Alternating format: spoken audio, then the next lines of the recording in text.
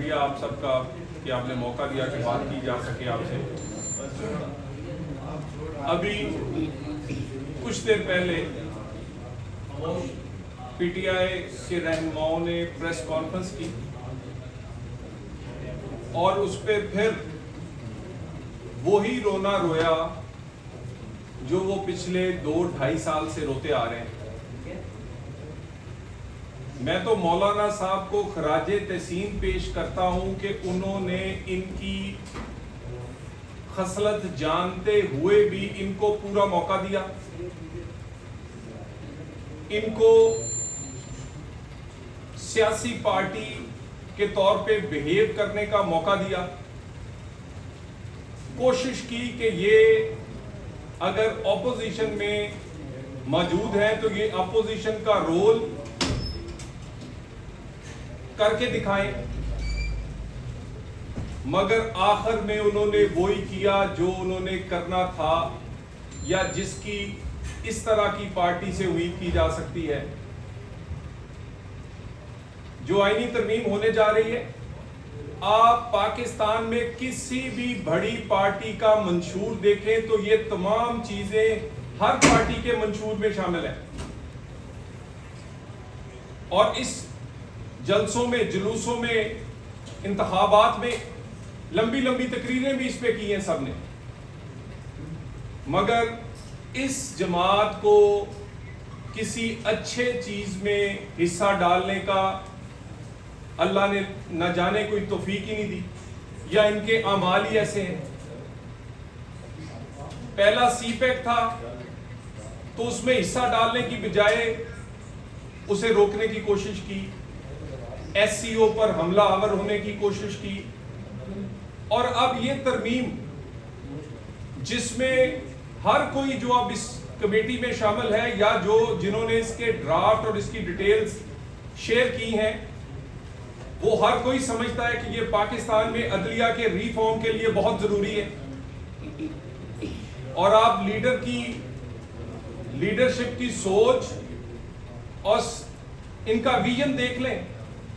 وہ گئے ہیں ترمیم پر مشاورت کے لیے اور وہاں پر وہ آنسو بہاتے رہے ہیں, میرا ٹی وی نہیں چل رہا تھا, میری ایکسرسائز مشین خراب ہے, میرے لیے 2 گھنٹے میری بجلی بند ہو گئی تھی.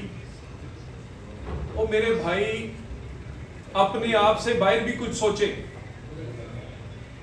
اور اس بات کی تصدیق تو خود انہوں نے اپنی پریس کانفرنس میں کی کہ ڈاکٹرز انہیں ملتے رہے, اور وہ ڈاکٹر, خصوصی ڈاکٹرز بھی جو ان کے کہنے پہ گئے وہ ملے, اور جو رپورٹ انہوں نے دی کہ وہ بالکل صحت مند ہیں, اسی کی تصدیق ان رہنماؤں نے آج کی, اور اس رپورٹ کو اور اس ڈاکٹر کو یہ گالی دیتے رہے. اور ان سب کو پریس کانفرنس میں کرنے کو کوئی بات نہیں تھی, کیونکہ وہاں سے جھٹکیاں کھا کے آئے. انہوں نے کہا ہے مجھے چھڑا سکتے نہیں تم, مجھے کیا چھڑانا ہے, میری بہنیں بھی اندر کروا دی ہیں اور میرے پاس مسودہ اٹھا کے لے آئے. اور انہیں تو کبھی کوئی قومی مفاد سے, وہ دہشت گردی کی جنگ ہو, وہ سی پیک ہو, وہ ایس سی ہو, ایون فلسطین پر پاکستان کا موقف یا اس کی کوئی میٹنگ ہو, وہ تو کبھی اس میں شامل نہیں ہونا چاہیں گے. وہ تو صرف میں اور اپنی ذات بانی پی ٹی آئی اس کے گرد گھومتے ہیں, اور اس کے بعد الزام لگا رہے کہ لوگوں کو اغوا کیا جا رہا ہے. بھئی اغوا جو ہو رہے ہیں کسی اس کو بھی کیمرے کے سامنے لے آئیں. آپ سب کو پتا چل رہا ہے کہ اغوا ہو رہے ہیں, تشدد ہو رہا ہے, اٹھایا جا رہا ہے, لیکن جو اغوا ہو رہا ہے وہ واپس آتا ہے, اسمبلی میں تقریر کرتا ہے, وزیر اعظم کا دیا ہوا زہرانے میں حشاش بچاش چہتا ہوا شامل ہوتا ہے, آپ کے کیمروں کے سامنے آتا ہے, آپ کے کیمروں کے سامنے گھر واپس چلا جاتا ہے, کوئی شکایت نہیں کرتا. لائیں کوئی سینیٹر, لائیں کوئی ممبر نیشنل اسمبلی. جب آپ گنتی پوری کرنے سے حکومت کو نہیں روک سکے تو اب آپ اس عمل کو یہ کہہ کر خراب کرنے کی کوشش کر رہے ہیں کہ لوگوں سے زبردستی ہو رہی ہے. زبردستی تو ان لوگوں سے ہو رہی ہے جو KPK میں بند ہیں, جو کچھ نتیا گلی میں اور کچھ پشاور کے ریسٹ ہاؤسوں میں زبردستی رکھے گئے ہیں. وہ کون ہیں؟ جو آپ کے اپنے ممبرز ہیں جن پر آپ کو اعتبار نہیں, اور کوئی اغوا نہیں ہوا. اور یہ ترمیم بڑی پرانی ڈیو تھی. پاکستان کی پارلیمنٹ جس دن سے 19ویں ترمیم ہوئی ہے وہ خود مغوی ہے. یہ 26ویں ترمیم ہوگی تو پارلیمنٹ کو بھی رہائی نصیب ہوگی.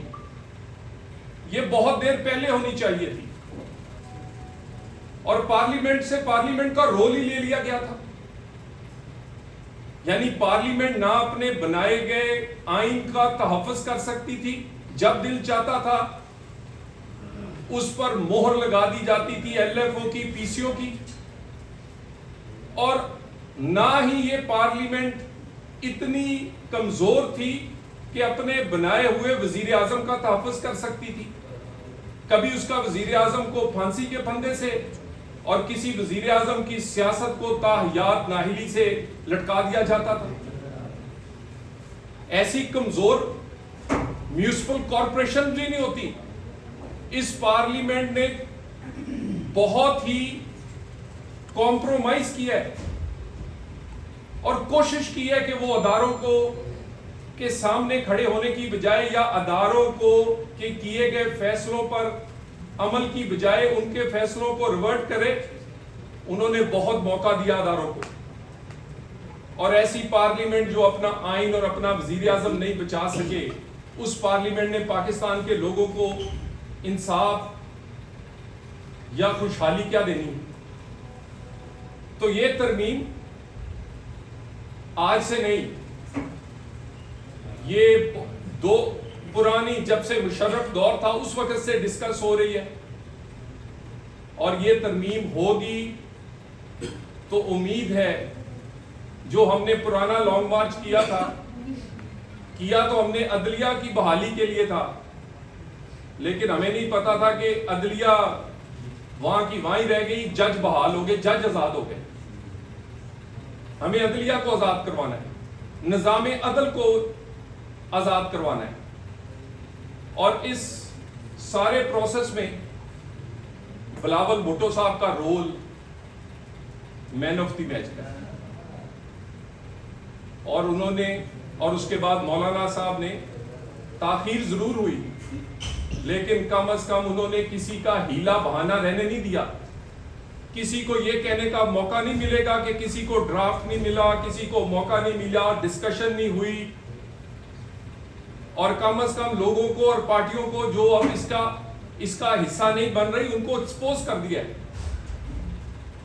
اور یہ اپنا رول نہ حکومت میں کر سکے ہیں اور نہ اپنا رول یہ آج اپوزیشن میں کر رہے ہیں. اور اس سے پہلے کل جو وضاحت آئی تھی اس کی ٹائمنگ بھی میں کہہ چکا ہوں کہ وہ مناسب نہیں لگتی تھی. لگتا اس طرح تھا کہ وہ ہونے والی یہ جو قانون سازی ہے شاید اس تناظر میں کوئی وضاحت آئی. ہمارے لیے تمام جج صاحبان قابل عزت ہے, نہ کسی کو روکنے کے لیے اور نہ کسی کو لانے کے لیے ترمیم ہو رہی ہے. 2004, 5, 6 جب یہ COD ہو رہا تھا, جب اس پر کام ہو رہا تھا, اس پر عمل ہونے کا آغاز ہوا تھا, اور اس سے سب سے بڑا عمل اس پہ 18ویں ترمیم میں ہوا تھا, اس وقت ان میں سے بہت سارے جج صاحبان تو نوکریوں میں نہیں تھے. تو یہ کسی کی ذات کے بارے میں نہیں ہے. باقی اگر اس ترمیم کو کوئی NRO بنانا چاہتا ہے یا اس ترمیم سے اس سے پہلے SCO پر حملہ آور ہو کر NRO لینا چاہتا تھا, یا 9 مئی جیسے واقعہ کر کے اور IMF کو خط لکھ کے بلیک میل کرنا چاہتا تھا, تو وہ بالکل کلیئر فیصلہ ہے کہ حکومت کوئی بلیک میل نہیں ہوگی. ہاں بات کرتی ہے, بات کر کے ہم نے آپ کو دکھائی ہے.